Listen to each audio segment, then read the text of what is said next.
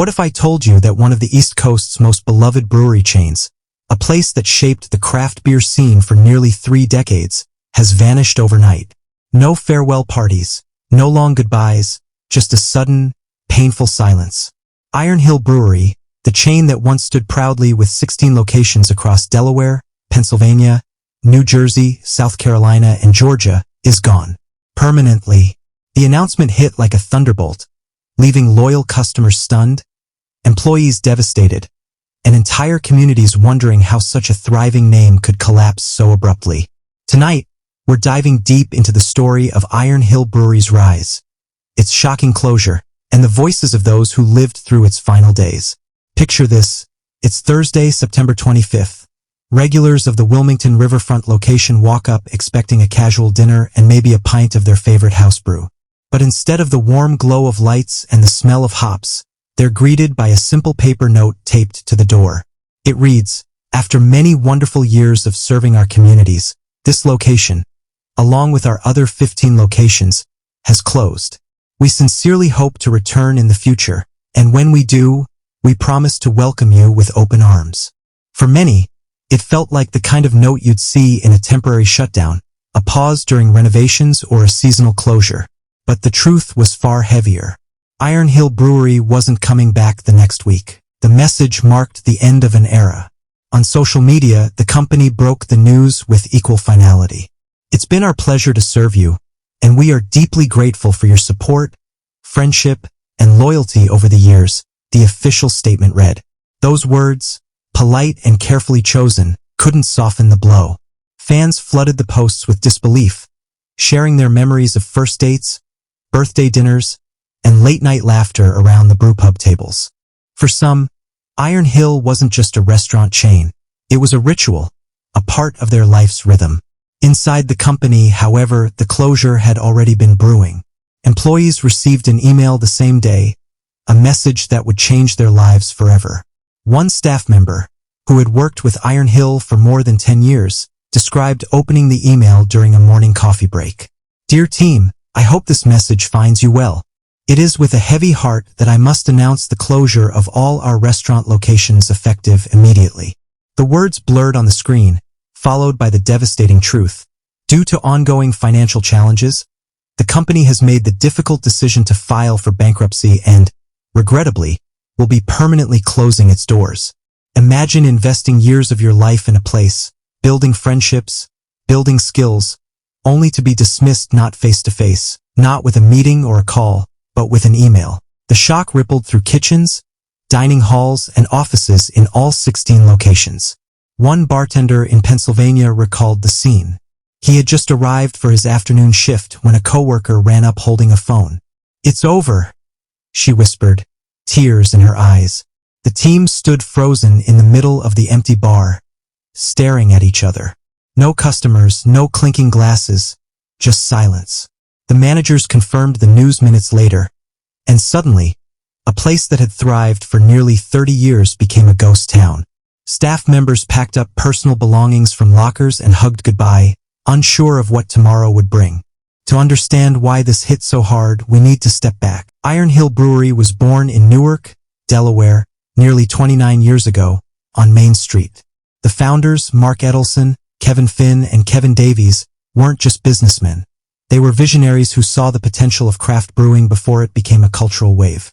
At a time when mass-market beers dominated store shelves, Iron Hill offered something fresh, handcrafted brews made locally, paired with hearty food, served in warm, communal spaces. Their formula worked. From that single location in Newark, the brand expanded steadily, earning national recognition and collecting awards. Customers loved the personal touch, the consistency, and the way each location blended into its local community while still carrying the Iron Hill signature.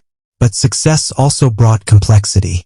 Over the years, portions of the company were sold to outside investors. That's not unusual for growing restaurant chains, but it often shifts the balance of control. Still, the original founders, Edelson, Finn, and Davies, remained on the board, guiding decisions and maintaining a connection to the brand they built. Yet, behind the scenes, financial challenges grew. Running a brewpub chain is expensive.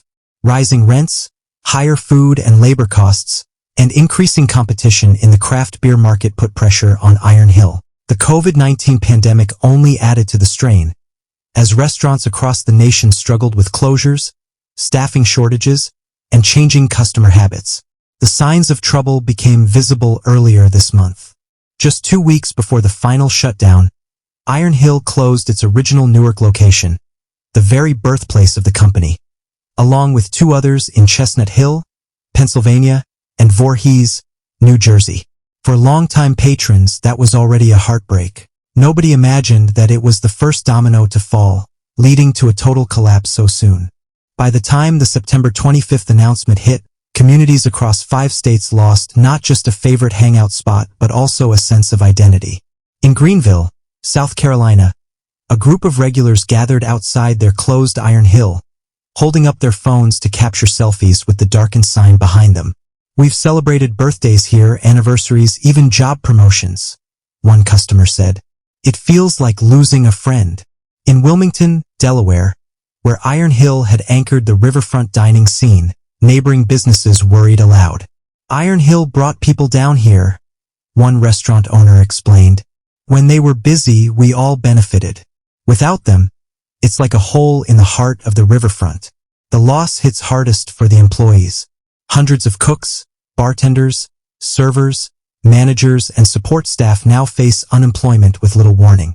One server described how she found out. "I was getting my kids ready for school when my coworker texted me to check my email. I opened it and just sat there, numb. 10 years of my life, gone in one message." Another employee, a cook in Georgia, said he wished there had been more transparency. "We knew business was down, but nobody told us it was this bad. To wake up and find out you don't have a job anymore. It's brutal." And then there's the looming question of bankruptcy.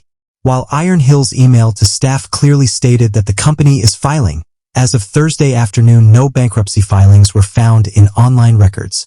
That leaves many wondering about the next steps. Is there a chance of restructuring? Could some locations be revived under new ownership? Or is this truly the end of Iron Hill Brewery forever? For now, the uncertainty only adds to the pain. For the founders, this moment must be crushing. Imagine building something from the ground up, watching it grow into a respected name, and then seeing it fall apart in such a public way. None of the founders have released personal statements yet, but their silence speaks volumes. They remained on the board throughout the company's journey, and while they likely fought hard to keep Iron Hill afloat, the economic challenges proved too great. The story of Iron Hill's closure is also a larger story about the state of the restaurant and brewing industry today. The craft beer boom that once fueled chains like Iron Hill is now a battlefield of competition, with thousands of breweries fighting for attention. Customer habits have shifted too. More people drink at home, grocery stores and liquor shops carry wider selections of craft brews, and fewer families are spending evenings at sit-down restaurants in the way they once did. Add in inflation and supply chain struggles, and it creates a storm few mid-sized chains can weather. Still, what lingers most is the human side of this collapse. The parents who worked weekend shifts to support their families. The college students who found their first jobs waiting tables. The couples who shared their first dates sipping Iron Hill's signature beers. These are the moments and memories that don't appear on balance sheets, but they're what truly defined Iron Hill. Its closure leaves more than just empty buildings. It leaves broken routines, unanswered questions, and a wave of nostalgia for what once was. As night fell on September 25th, the final lights inside Iron Hill Brewery flickered off. Chairs were stacked, kegs sat untouched, and doors were locked, perhaps forever. On social media, a customer from Delaware posted a photo of her final Iron Hill receipt, dated just days earlier. She wrote, "If I had known this was the last time, I would have stayed a little longer." That sentiment captures what so many feel. Iron Hill Brewery wasn't perfect, but it was ours. And now it's gone. The end of Iron Hill Brewery serves as a reminder of how quickly things can change. A place that once seemed permanent, woven into the fabric of daily life, can vanish in an instant. For nearly 3 decades, Iron Hill poured not just beer, but community, laughter, and connection. And while the taps may have run dry, the memories remain, held tightly by those who walked through its doors. Perhaps, one day, as their farewell note hinted, Iron Hill may return. But until then, we raise a glass to what was, and to the people who made it special.